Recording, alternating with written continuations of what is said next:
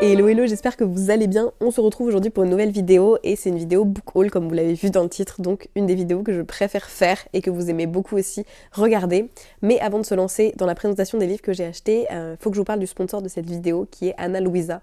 C'est une marque que vous connaissez sûrement si vous me suivez depuis un petit moment puisque c'est une des premières marques à m'avoir fait confiance sur ce genre de partenariat et c'est une marque que j'affectionne tout particulièrement. Je porte leurs bijoux tout le temps dans mes vidéos, c'est toujours d'eux d'où viennent mes boucles d'oreilles et mes colliers et ils m'ont refait confiance une nouvelle fois, donc ils m'ont renvoyé 4 bijoux différents, y compris ces jolies boucles d'oreilles dagues qui sont parfaitement assorties à mon tatouage. J'ai ce collier, le Temple Green, qui vient avec un autre collier juste en dessous, mais je vous insérerai des plans à l'image pour que vous voyez un petit peu mieux. Le Temple Green qui est absolument magnifique, ça faisait longtemps que je le regardais sur le site et que je le voulais. Et j'ai aussi pu tester leurs pièces argentées comme ça, avec ce bracelet-ci qui est ajustable, vraiment super joli puisque je porte que de l'argent au niveau de mes mains. Donc je suis hyper contente. En ce moment en plus c'est vraiment l'occasion de foncer puisqu'il y a, si je dis pas de bêtises, pour un bijou acheté le deuxième à moins 50%. En plus de ça, moi j'ai un code promo pour vous qui est Little Librairie 20, je vous le mettrai dans la description et je vous mettrai aussi un lien cliquable. Donc voilà, c'est vraiment l'occasion de foncer si vous souhaitez vous faire plaisir à vous ou faire plaisir à quelqu'un pour les fêtes, c'est vraiment le moment. Et puis voilà, moi c'est une marque que j'apprécie, que ce soit dans l'éthique et dans les pièces qu'elle propose ou dans la qualité qu'elle offre, donc je peux que vous recommander. Et nous, on passe maintenant à la présentation des livres. Il n'y a aucune organisation, vraiment, j'ai plus d'une quarantaine de livres à vous présenter, donc ça va être un petit peu au pif, quoi. Je les ai entassés et il n'y a pas d'organisation en service presse, box, livres achetés, livres reçus, je préciserai au fur et à mesure. Et vous le savez, mais comme d'habitude, les livres dont je connais le résumé, je vous les donnerai, ou dont j'ai déjà lu le résumé, je vous les lirai. Mais si je sais juste vaguement de quoi ça parle, je vous dirai vaguement de quoi ça parle. Et c'est tout parce que j'ai la flemme de relire les résumés et à chaque fois, je me spoil trop le livre, je trouve. Donc j'évite de les lire.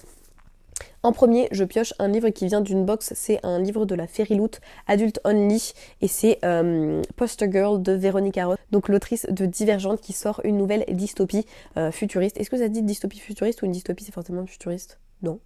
Dystopie futuriste, je pense que ça se dit. Voilà, et donc ça se passe, je crois, avec notre personnage qui à la base était poster girl, donc ça veut dire un peu l'un des visages du régime, mais depuis il y a eu une révolution et la délégation qui avant gérait tout ce monde-là est tombé et on y suit le personnage de Sonia, donc qui était justement une ancienne représentante de la délégation. Et bah ça fait 10 ans qu'elle est emprisonnée et on va venir la voir en lui proposant une mission qui est, je crois, de trouver une jeune fille qui a été enlevée par l'ancien régime pour gagner sa liberté. Voilà, typiquement le genre de livre que j'aime bien. Donc j'ai hâte. Il faut vraiment que je lise parce qu'en plus il est vraiment pas hyper épais. Ensuite, je prends un autre livre de box livresque, The Whispering Dark de Kelly Andrew, qui lui était dans la Fairyloot ou dans la Illuminate. Je ne sais plus, j'en ai aucune idée. J'ai remis le livre à l'envers dans la jaquette, mais c'est pas grave. Et lui, je crois que c'est un truc en mode Dark Academia avec deux personnages. Le personnage féminin qui a sauvé la vie du personnage masculin quand ils étaient jeunes.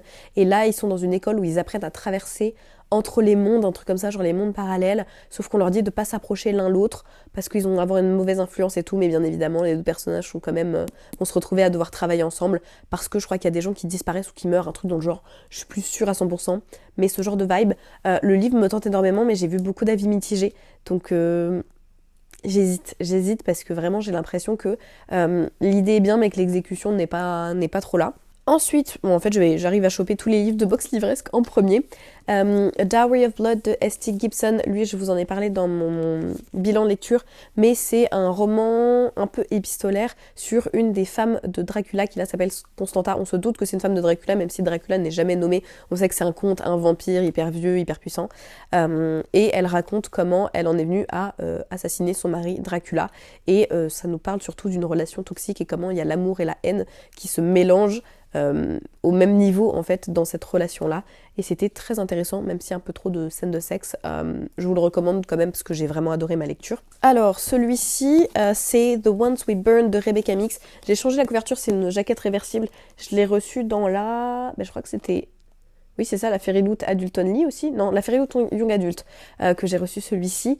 Et j'ai entendu j'ai vu sur Goodreads beaucoup d'avis négatifs, mais de gens qui l'ont pas lu, qui disent que le livre est raciste parce que il y aurait dans le livre une société où les blancs sont opprimés par les noirs. Et il paraît aussi, j'ai vu passer que ça serait antisémite parce qu'il y a de la magie, de la blood magic dans le livre. Donc beaucoup de gens qui disent que c'est pas du tout problématique parce que c'est une bonne représentation, enfin bref. Donc je pense que je le lirai pour me faire mon propre avis. Mais encore une fois, le truc qui m'énerve dans ce genre d'avis-là, c'est qu'il y a beaucoup de gens qui donnent leur avis mais qui n'ont pas lu le livre. Moi j'ai envie d'avoir des avis de gens qui ont lu le livre pour dire si est-ce que c'est quelqu'un qui a dit ça et tout le monde l'a repris sans lire le livre, ou est-ce que c'est vraiment un livre qui a ce genre de problématique dedans. Donc voilà, si vous en avez entendu parler, n'hésitez pas à me dire en commentaire.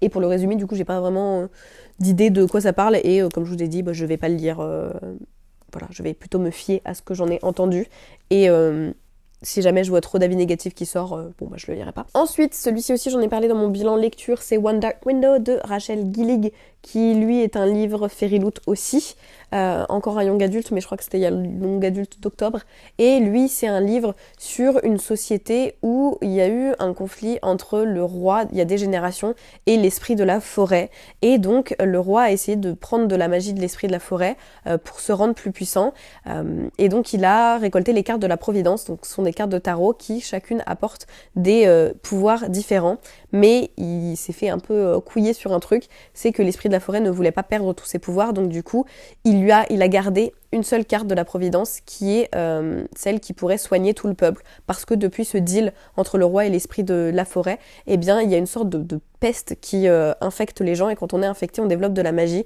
et ensuite une dégénérescence, et donc ces gens-là sont exécutés par la couronne. Voilà. Et il faudrait trouver la dernière carte de la Providence pour réussir à enlever cette épidémie. Mais nous, on y suit notre personnage principal qui s'appelle, je galère toujours avec son nom, voilà, Elspeth, c'est horrible à dire son nom dans ma tête, je galérais, qui elle a été infectée il y a des années mais a réussi à le cacher à tout le monde, et elle a pas l'impression d'avoir de dégénérescence, mais ce qu'elle a depuis sa maladie, c'est qu'elle a une voix dans sa tête qui s'appelle le Nightmare, et qui, s'il est capable de la protéger, semble aussi prendre beaucoup plus de place dans sa tête et peut-être un jour la remplacer. Et notre amie Elspeth, elle va être obligée de faire un deal avec des gens un petit peu insoupçonnés pour essayer de sauver son peuple sans se perdre elle-même. Voilà, pour un résumé dans les grandes lignes. Et il était vraiment bien, mais cliffhanger de malade à la fin, alors que je vais devoir attendre 1 ou 2 ans avant de lire la suite. Fatigant. Tant qu'à y être, on va essayer de conclure avec le dernier livre de box livresque que j'ai sous la main.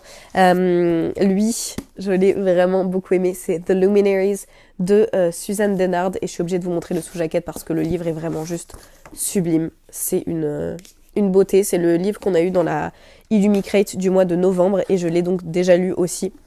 Et c'est vraiment une pépite. On y suit une jeune fille qui s'appelle Winnie Wednesday en plus, alors franchement elle a un nom, la pauvre, qui en fait a toujours voulu faire partie des Luminaries. C'est marrant parce que les Luminaries ils sont donc par jour de la semaine. Donc leur nom de famille c'est tous des jours de la semaine, c'est pour ça qu'elle s'appelle Winnie Wednesday. Et donc ils sont cette société qui peut voir les créatures qui traversent en fait notre monde, les esprits. Et eux, c'est les plus à même de former les chasseurs qui sont des Luminaries et qui participent à tuer ces créatures avant qu'elles ne s'échappent dans le monde réel. Et notre amie Winnie, elle a toujours voulu faire partie des Luminaries, sauf que, il y a 4 ans, son père s'est révélé être un traître. Il faisait partie des Diana. Les Diana, c'est des sorciers qui veulent libérer les esprits. Et du coup, elle, sa mère et son frère ont été bannis. Son père s'est enfui. Et elle, sa mère et son frère ont été bannis pendant 10 ans. Ils ne peuvent pas faire partie de la société des Luminaries. Ils vivent en marge. Ils sont rejetés par tout le monde. Elle, à l'école, c'est une paria. Elle peut plus faire partie de ce qu'elle a envie. Mais il y a une règle qui dit qui ne précise pas que même si elle est une outcast, en fait, elle a quand même le droit de participer à l'entraînement, en fait, pour devenir chasseuse, donc une Luminaries, seulement dans le mois de ses 16 ans. Et donc du coup, notre amie Winnie, dont c'est son rêve, décide qu'elle va pas attendre encore 6 ans que son bannissement soit terminé, et elle va tenter de devenir une Luminaries, mais c'était sans compter la présence d'une nouvelle créature qui semble émerger, et personne ne semble l'avoir jamais vue à part Winnie, et personne ne veut la croire. Voilà. Je sais pas si mon résumé sont toujours un peu chaotiques, mais c'était vraiment une super lecture. Et donc voilà pour les livres que j'ai reçu dans des box livresques. On va pouvoir passer à mes achats. En fait, je suis en train de me rendre compte que je vais réussir à organiser un petit peu quand même ça dans catégorie. En premier, il y a The Sundown Motel. Pareil, je vous en ai parlé dans mon bilan de lecture. C'est le livre avec lequel j'ai failli foutre le feu à mon appartement. Voilà. Grande mine que je suis, j'ai enlevé la jaquette. Et où est-ce que j'ai posé la jaquette ? Sur une bougie. Voilà. Heureusement, je m'en suis rapidement rendu compte, mais j'ai failli foutre le feu à mon appartement. Et donc celui-ci, c'est un thriller par l'autrice de The Broken Girls que j'avais beaucoup aimé. Encore une fois, on a une timeline sur... deux timelines, voilà. On a une duologie quoi, de temps, temporalité. Une en 1982 et une en 2017, où Carly, en 2017, en enquête, j'y arrive plus, sur la disparition de sa tante Viv Delany, qui elle a disparu en 1982 quand elle travaillait au Sundown Motel. Et on l'a plus jamais revue. Et Viv, elle arrive pas trop à se sortir cette affaire de la tête. Et donc, elle va décider d'aller voir au Sundown Motel pour mener son enquête. Et il va se trouver qu'elle va avoir l'opportunité d'y travailler aussi. Et elle va se retrouver très rapidement proche de subir le même sort que sa tante. Voilà. Donc c'est un peu une enquête. Je l'ai écouté en livre audio, j'ai bien aimé. C'est toujours paranormal, je précise, pour ceux qui n'aimeraient pas ça. Mais j'ai bien aimé, mais j'ai pas été aussi transcendée. J'ai trouvé ça beaucoup plus lent et un peu moins accrocheur que The Broken Girls, qui avait vraiment une meilleure action dans les deux timelines, j'ai trouvé. Ensuite, dans mes achats, on a Daughter of No Worlds que j'ai mis en pause alors qu'il me reste mais littéralement 40 pages. Mais je m'insupporte quand je fais ça. J'adorais ma lecture et je sais pas pourquoi je suis passée à autre chose parce que je crois que j'avais une lecture commune et du coup je l'ai mis en pause alors qu'il me reste 40 pages et que j'adore ma lecture. C'est insupportable. Mais bref, celui-ci, je le lis parce que ça fait plusieurs fois que je le vois passer en mode c'est vraiment un livre qui a la vibe de Throne of Glass et je suis on ne peut plus d'accord, vraiment. C'est un super bouquin, je l'ai annoté énormément et on retrouve vraiment ce truc de une société où il faut faire tomber le dirigeant qui est mauvais, voilà, un peu de manière schéma classique, mais on a aussi un personnage qui est forcé de faire des choses terribles et qui va se rebeller contre ça, qui va tout faire pour sauver son peuple, se battre pour ce qu'elle croit, un personnage féminin qui est très fort. Et effectivement, on a vraiment cette vibe-là dans ce livre-ci. Et pour vous donner un petit résumé, on y suit le personnage de Tisana qui depuis des années est esclave jusqu'au jour où elle a l'opportunité d'acheter sa liberté, sauf que quand son maître actuel refuse de la lui accorder, eh bien elle va accidentellement l'assassiner et elle va se retrouver à devoir fuir et rejoindre une cité dont elle a toujours entendu parler qui s'appelle Ara, et on va un peu lui imposer de devenir l'apprentie de Max Antarius qui est notre second personnage principal, et elle va donc se retrouver un petit peu forcée dans une guerre qui va lui imposer d'une nouvelle fois abandonner sa liberté et son cœur pour pouvoir enfin avoir sa revanche. Alors le suivant c'est un intégral, c'est La Reine Rouge de Mark Lawrence qui est un auteur dont j'ai beaucoup entendu parler mais que je n'ai jamais lu, et je n'ai pas du tout lu le résumé en fait, vraiment j'ai vu que c'était cet auteur là, j'ai vu qu'il avait des bonnes notes sur Goodreads et surtout je l'ai acheté dans un magasin à côté de chez moi en fait qui a récupéré tous les livres des librairies qui ont fermé, y compris le France Loisirs à côté de chez moi, donc ils sont encore sous blister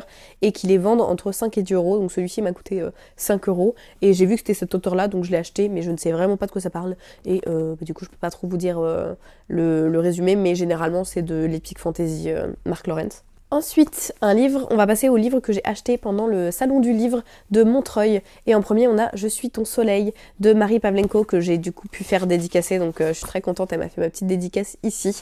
Et celui-ci, c'est un livre que je voulais lire depuis très longtemps. Voilà, parce que j'avais beaucoup aimé Un si petit oiseau. Je l'ai commencé, j'ai lu combien de pages ? 164 pages. Et pour l'instant, je suis beaucoup moins emballée que dans Un si petit oiseau. J'accroche moins... je trouve que quand on lit, mais ça va être méchant ce que je vais dire, hein, mais j'ai un peu l'impression de lire un livre sur une adolescente mais écrit par un boomer en fait. Dans le langage utilisé, ou c'est peut-être moi qui suis trop vieille maintenant, c'est possible que je sois trop vieille et du coup quand je lis, la manière dont elle fait parler les adolescents, ça me sonne faux. Voilà. Donc je vais le continuer parce que j'aime quand même bien l'histoire, mais j'accroche beaucoup moins qu'avec Un si petit oiseau. Et pour vous donner le résumé, c'est écrit « Déborah démarre son année de terminale sans une paire de chaussures. Rapport à Isidore, le chien clochard qui s'acharne à les dévorer. Mais ce n'est pas le pire, non.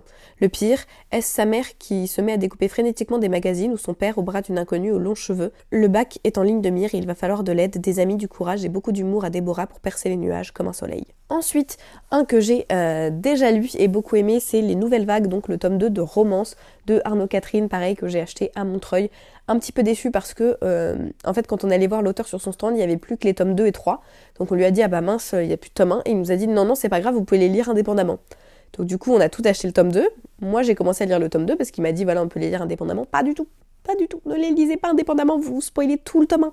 Parce que certes, il y a des personnages qui arrivent au fur et à mesure, mais la romance principale commence dans le tome 1, se suit dans le tome 2 et se termine dans le tome 3. Moi, je me suis spoilé tout le tome 1. J'ai adoré, j'ai mis 4,5 sur 5, je crois. Vraiment, c'était une super lecture.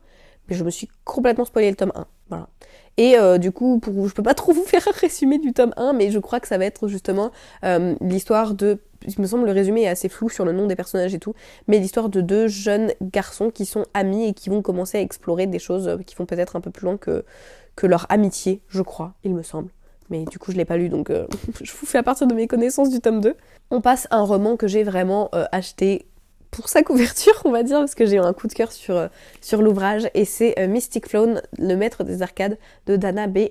Callis, publié aux éditions Gulfstream, qui était en avant-première sur leur stand, et en plus l'autrice dédicaçait, donc je me suis dit que c'était clairement l'occasion de craquer. Et lui, pareil, il me semble que ça va être une histoire autour de la magie des arcanes dans une histoire avec un jeune homme qui arrive et qui est le seul à pouvoir faire ce qu'il sait faire, quelque chose comme ça.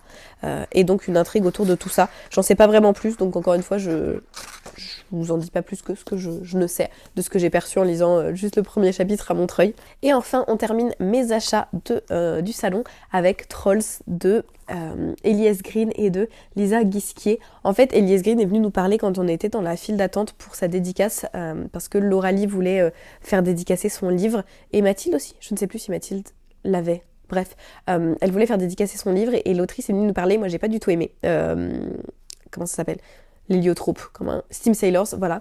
Donc du coup, j'avais pas prévu de faire dédicacer, et j'ai trouvé l'autrice tellement sympathique que je me suis dit, il faut que je tente un autre de ses livres, et elle a fait ce magnifique album, en fait, jeunesse, qui s'appelle Trolls, et Lauralie avait eu un coup de cœur pour cet ouvrage, donc du coup, je me suis dit, elle est tellement gentille qu'il faut que je craque, et je regrette pas, parce que je pense que des albums que j'ai pu acheter et lire, c'est vraiment mon préféré, donc du coup, elle me l'a dédicacé, et c'est un album qui est vraiment sublime, la qualité du papier est incroyable, l'intrigue est top, il y a un plot twist, clairement c'est un ouvrage que je garderai pour le lire à mes enfants, parce que j'ai passé un super moment et j'ai pas eu l'impression, quand je le lisais, de lire un livre pour enfants, en termes de ressenti. Je sais pas si vous voyez ce que je veux dire.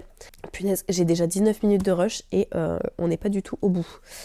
Ensuite, on va passer aux livres qui m'ont été offerts, parce que j'ai pas précisé aussi, mais on fait le calendrier l'Avent livresque avec les copines. Donc je continue de recevoir des livres à peu près tous les 2-3 jours, puisqu'on a 12 livres au total dans le calendrier de l'Avent. Donc c'est ce qui explique aussi qu'il y ait autant de livres dans ce book haul. En premier, de la part de Lauralie, j'ai reçu La Brigade des Cauchemars dans le calendrier, le tome 6. Donc Ariane, qui est la BD écrite notamment par Franck Tillier, Guy Dumont et Drac. J'aime énormément, j'ai un peu moins accroché avec ce tome 6, voilà, parce que ça prend un autre tournant. Mais La Brigade des Cauchemars, c'est des enfants en fait qui travaillent avec notamment leurs parents et des chercheurs pour être envoyés dans les cauchemars d'autres enfants pour essayer de gérer au mieux et de les libérer de leur traumatisme. Voilà. Et donc à chaque fois, il y a une petite intrigue avec des personnages différents. Et c'est vraiment trop cool. Ça fait pas peur. Ensuite, autre BD que j'ai reçu dans le calendrier, il y a Dreams Factory, La Neige et l'Acier, le tome 1. J'ai énormément aimé, c'était de la part de Mathilde, je connaissais pas du tout, et vraiment j'ai adoré. Et on y suit l'image dans une société en fait où nos personnages principaux sont vraiment très pauvres, et donc notre jeune fille ici est obligée de travailler à la mine pour ramener de l'argent dans sa famille, sauf qu'un jour elle va être malade et trop fatiguée pour y aller, son petit frère va y aller à sa place et il va être enlevé. Et elle va tout faire pour essayer de le retrouver dans la Dreams Factory. Et vraiment, j'ai beaucoup aimé, je trouve que le tome 1 laisse un peu sur la fin, parce que on nous amène vraiment sur le sujet à la toute fin, et on est en mode oh, et on a un super plot twist à la fin, et on se dit ah c'est trop court, le format BD on en veut plus. Donc vraiment j'ai hâte d'avoir la suite, parce que j'ai adoré, mais ça m'a laissé sur ma faim. Ensuite, on a 2 formats poche comme ça que j'ai reçus de la part de Mathilde, les deux. En premier, on a La Saignée de Cédric Cyr, qui est visiblement un thriller qui nous plonge dans les profondeurs du dark web. Je n'en ai pas lu plus, mais j'adore, et j'ai vu qu'il avait eu pas mal de prix, il me semble. Voilà, prix Méditerranée, Polar 2022, prix Polar Les Petits Mots des libraires 2022. Donc ça, je le lirai avec grand plaisir aussi. Et ensuite, on a un livre de Jodi Picoult, je sais pas comment ça se dit, Wish You Were Here, qui est un livre qui était dans les nominés des Goodreads Choice Awards, Mathilde m'a dit. Et pareil, ça, j'avais lu le résumé, mais il me semble que c'est sur une jeune femme qui devait partir, c'était où qu'elle devait partir ? Au Galapagos, avec son fiancé, parce qu'elle pensait qu'il allait la demander en mariage là-bas. Et il y a une épidémie qui arrive, et son futur mari est médecin, donc il est obligé de rester, et elle est envoyée, elle décide de partir quand même sur cette île, mais dès qu'elle arrive, tout va être fermé en lockdown, elle va perdre sa valise, et elle va se retrouver à se lier d'amitié avec une jeune fille, de ce que j'ai compris, et il va se passer plein de choses différentes. Voilà, ça a l'air très cool aussi, ma foi, j'ai hâte de le découvrir. On passe ensuite au manga, j'en ai reçu 2 de la part de Lauralie cette fois-ci.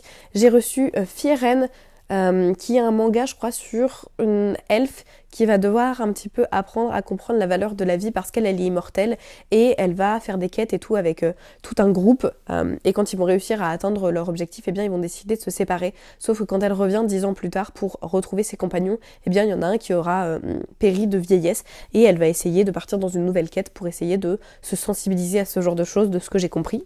Le second, c'est Chronoctis Express d'une mangaka française, Laura Limadi, publié aux éditions Kotoji. Et il me tente énormément parce que c'est un manga futuristique, dystopique, où les dieux ont accordé aux humains le droit de faire leurs adieux avant de trépasser, en leur faisant quitter le monde via le train des morts, le Chronoctis Express. Et on y suit le personnage d'Alex, qui est un jeune homme craintif, qui est effrayé par les agents funestes qui servent le train des morts. Et il fait tout son possible pour s'en éloigner jusqu'au jour où la fille qu'il aime est assassinée. Et il va devoir alors pour la première fois se confronter à ceux qu'il a toujours craint. Celui-ci me fait vraiment trop envie, je pense que je vais vraiment pas tarder à le lire. Après, on a un roman graphique qui m'a été offert par Mathilde et c'est Anya's Ghost de Vera Brosgol, blurb par Neil Gaiman et j'ai vraiment beaucoup aimé. Les dessins sont vraiment trop stylés, j'adore la palette de couleurs. Et on y suit Anya qui est une fille d'immigrés, donc elle a aussi beaucoup subi de racisme. Elle est pas très à l'aise avec son corps, elle a pas d'amis, elle a une seule amie dans son lycée ou collège, je sais plus si elle est au lycée ou au collège, je crois qu'elle est au lycée. Voilà, donc tout va mal dans sa vie, elle se sent vraiment pas bien dans sa peau. Et un jour, elle va tomber au fond d'un puits et elle va y trouver une amie inattendue puisqu'elle va y trouver un fantôme. Sauf que cette nouvelle amie fantôme lui promet une amitié pour toujours et elle ne plaisantait pas à propos du mot pour toujours. Voilà. Et c'était très très bien, j'ai beaucoup aimé. Petit plot twist, bonne dose d'humour, un roman qui explore aussi l'acceptation de soi, tout ça, bref, une vraie petite pépite. Et ensuite, les deux derniers, le premier c'est The Girl from the Sea, que Mélanie m'a offert pour mon anniversaire, de Molly Knox Ostertag, qui est l'autrice qui a fait Le Garçon Sorcière, que j'avais beaucoup aimé. Et là, on y suit une romance donc lesbienne entre cette jeune femme qui est une jeune fille classique, on va dire, et elle qui vient de la mer, qui est une sorte d'esprit de la mer, quelque chose comme ça. Et on va y suivre un petit peu, surtout l'évolution de Morgane, qui a toujours voulu s'échapper pour pouvoir s'assumer. Elle n'osait pas en fait, elle préférait se dire qu'elle allait partir à l'université et ensuite pouvoir assumer son homosexualité. Mais après sa rencontre avec donc notre personnage, comment elle s'appelle déjà Kelty, voilà, et bien elle va comprendre qu'elle peut s'assumer dès maintenant et qu'elle n'a pas besoin de fuir pour assumer son homosexualité. Et donc c'est un roman qui était très très beau, j'ai vraiment beaucoup aimé.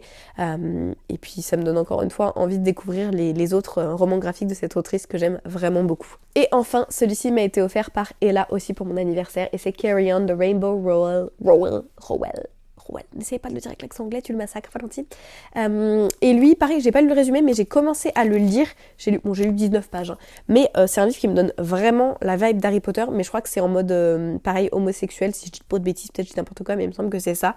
Avec de là où j'en suis, un jeune homme qui est très puissant, mais qui n'arrive pas du tout à gérer son utilisation de la magie. Et ça ressemble vraiment à Harry Potter dans le sens où on y suit un jeune homme qui a toujours grandi avec les normales, mais qui maintenant est envoyé à cette école de magie, sauf que tous les étés, il rentre chez lui, il rentre dans un pensionnat pour enfants avec les normaux, les autres, ils disent normals quoi. Et chaque année, il revient à l'école, donc c'est en ça que ça me fait vraiment penser à Harry Potter pour le moment. J'en sais pas plus, j'imagine qu'il va y avoir une quête et tout à résoudre, mais voilà pour l'intrigue de celui-ci. Et enfin, on peut passer au service presse. Enfin d'abord, j'ai celui-ci, j'avais oublié, que j'avais reçu aussi dans une box livresque, dans une Fairyloot. C'était un des petits livres supplémentaires qu'on a, et il est écrit par Alexandra Christo qui avait fait To Kill a Kingdom, il me semble, et c'est Princess of Souls. C'est écrit A Girl Cursed for Eternity, A Boy on a Quest for Vengeance, donc voilà, une fille maudite pour l'éternité, et un jeune homme en quête de vengeance. Je n'en sais pas plus, j'ai pas lu le résumé, mais ma foi, j'espère que j'aimerais plus que Le Royaume Assassiné, parce que j'avais pas aimé. Donc bon, espérons que ce soit plus concluant. Et donc cette fois-ci, on passe vraiment au service presse, et ensuite on pourra terminer cette vidéo qui risque d'être très très longue. En premier, ça c'est ma lecture en cours, j'ai reçu Absolu de Margot de Seine en épreuve non corrigée qui sortira le 1er février chez Big Bang. Et j'en suis à la page 251. J'aime énormément. Je ne connaissais pas du tout Margot de Seine. Je ne connaissais pas vraiment la hype autour de son livre. Vraiment, je l'ai pris au résumé quand j'ai reçu le catalogue. Et je suis en train d'adorer. Vraiment, je la trouve hyper talentueuse. Pour vous dire, j'apprécie. C'est un premier roman, c'est son premier roman. Et j'apprécie plus que certaines autres dystopies ou science-fiction que j'ai pu lire récemment par des auteurs très connus. Je trouve ça vraiment bien. Ça me fait vraiment penser à un mythe entre le Minotaure et le labyrinthe. Il y a vraiment une vibe du labyrinthe.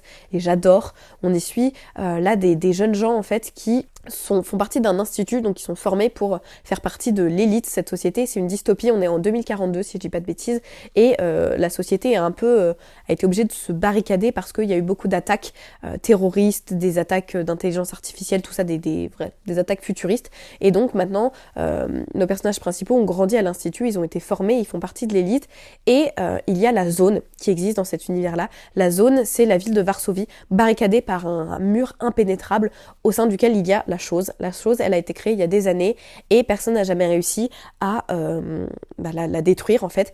Et chaque année, ils envoient une nouvelle génération dans la zone pour essayer d'assassiner la chose, mais pour l'instant personne n'a jamais réussi, et là on en est à la 20e génération et on y suit donc nos 3 personnages principaux qui vont être envoyés dans la zone pour essayer de tuer la chose. Ils vont se rendre compte que ce qui se passe dans la zone n'est pas forcément ce qu'on pense qu'il s'y passe. Voilà. Et vraiment j'adore, je pense que ça va être un vrai coup de cœur. Alors, je sais plus où j'en étais, j'ai été interrompue par un livreur qui m'a amené littéralement 4 colis différents. Je suis trop curieuse, du coup j'étais obligée de faire un unboxing avant de terminer la vidéo. Mais on va terminer, il m'en reste plus beaucoup de livres. En premier, j'ai eu Serpentine et Il était une fois dans le Nord de Philippe Pullman, et j'ai aussi, ça me fait penser, autant que je présente les 3 ensemble, l'énorme édition des Royaumes du Nord, donc encore une fois de Philippe Pullman, À la croisée des mondes, qui est l'édition illustrée, et elle est juste, vraiment, elle est sublime. Je sais pas si je vais vous montrer avec les illustrations, mais je la trouve trop belle, et ça me donne trop envie de relire cette saga parce que je l'ai lue vraiment quand j'étais toute jeune. Je l'avais empruntée à la médiathèque, et du coup moi qui n'aime pas les relectures, je pense que je m'en souviens pas assez pour que j'ai l'impression de faire une relecture en fait. Donc voilà, je pense que je vais pas tarder à relire ça. Et ensuite, du coup, je pourrais enchaîner avec Il était une fois dans le Nord, qui là est sur, vous savez, voilà, Lee Scoresby et l'ours en armure Jorek Byrnison, qui apparaissent justement dans la série qui est sortie à la télévision.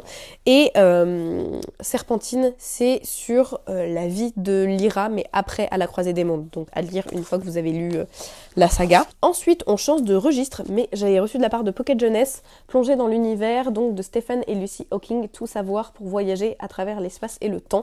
Et c'est un livre qui est très bien vraiment imagé justement pour vulgariser toutes ces thématiques-là. Il est vraiment trop bien. Je pense que c'est pas un livre que je vais lire d'une traite, mais plutôt feuilleté au fur et à mesure. Et je trouve l'objet livre très sympathique. Et il nous reste plus que 2 livres. En premier, on a la BD Mortal Instrument qui est sortie par Pocket Jeunesse, même si honnêtement, je vois pas trop pourquoi ils disent BD à part que ça se lit dans le sens normal, mais c'est vraiment des visuels style manga en fait. Moi j'avais jamais lu cette saga là. Ils vont la sortir en poche, donc je vais la lire en poche, mais j'avais jamais lu celle-ci, j'avais lu sur leurs descendants en fait. Et j'ai beaucoup aimé, vraiment je trouve les dessins très cool. J'ai beaucoup aimé la représentation des personnages, j'ai beaucoup aimé l'histoire, même si je la connais déjà parce que j'ai vu la série. Et voilà. Mis à part que, comme je l'ai dit dans ma vidéo, elle a 15 ans et lui, il lui propose des choses bizarres parfois quand même à proposer une meuf de 15 ans, je trouve. Et on termine avec cette magnifique édition des Fleurs du Mal de Charles Baudelaire, qui est illustrée par Bernard Isler, je sais pas comment ça se prononce, qui est juste vraiment sublime. J'ai commencé à les lire et à les annoter. Je trouve que c'est intéressant de les relire maintenant, parce que je les avais lus du coup quand j'étais au lycée, parce que j'ai fait en plus bac L, donc j'en ai bouffé des Fleurs du Mal. Mais de les relire aujourd'hui avec un œil nouveau, on n'a pas du tout la même perception. Alors il y en a qui me touchent, il y en a qui me touchent moins. Mais voilà, j'aime beaucoup. Et avoir la version illustrée, c'est très bien parce que... vraiment, les illustrations sont sublimes et se marient très bien à chaque fois avec certains des poèmes. Donc voilà, vraiment sublime. Oula, attention à ce que tu montres, Valentine, sinon ma vidéo va être un petit peu peut-être pas strikée, comme on dit. Soumise à une réglementation d'âge, on va éviter. Et voilà qui conclut du coup ma vidéo. Il était temps parce que je pense que j'ai bien... environ 30 minutes de vidéo, on va voir si j'arrive à couper des choses. N'hésitez pas à me dire ce que vous avez acheté récemment et si vous aussi vous avez été à Montreuil. Et surtout, n'oubliez pas d'aller checker le site d'Anna Louisa dans la description et de profiter de mon code promo Little Librairie 20 pour pouvoir vous acheter de jolis bijoux. Et sur ce, moi je vous dis ciao et à la semaine prochaine.